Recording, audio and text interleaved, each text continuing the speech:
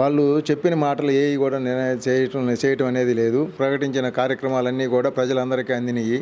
కానీ ఇప్పుడు మాత్రం వాళ్ళు ఈ మద్యం షాపులు కానీ ఇవన్నీ కూడా చాలా దురుద్దేశపూర్వకంగా ప్రజలను చాలా ఇబ్బంది పెడుతూ ఉన్నాయి. ఇవన్నీ కూడా చాలా ప్రమాదకర స్థితిలో ఉన్నాయి. పోతే మన గతంలో వైఎస్ఆర్ కాంగ్రెస్ పార్టీ అధికారంలోకి వచ్చినప్పుడు సచివాలయాలకి తెలుపు 3 రంగులు వేశారని వాళ్ళు చాలా గంగోలు చేశారు.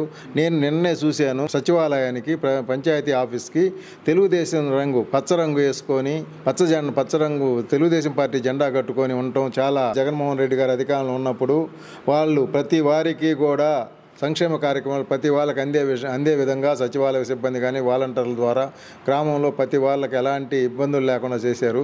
కానీ ఇప్పుడు ఈ ప్రభుత్వం వచ్చిన తర్వాత వైఎస్ఆర్ కాంగ్రెస్ పార్టీ సానుభూతి పరుల మీద ఎన్నో అఘాయిత్యాలు చేయటం ఇవన్నీ కూడా ఒక ఉద్దేశపూర్వకంగా జరుగుతున్నాయి. అలాగే రాష్ట్రంలో పరిపాలన ఉందా లేదా అనే తీరులో జరుగుతుంది. ముఖ్యంగా మహిళల మీద అత్యాచారాలు కానీ హత్యలు కానీ అలాగే నిన్న గార్ల ఇప్పుడు విజయనగరం డిస్టిక్లో జరుగుతున్న డయేరియా కేసులకి ప్రభుత్వం స్పందించకుండా వాళ్ళకి సరైన వైద్యం సరైన టైంలో అందించకపోవడం చాలా దురదృష్టకరం.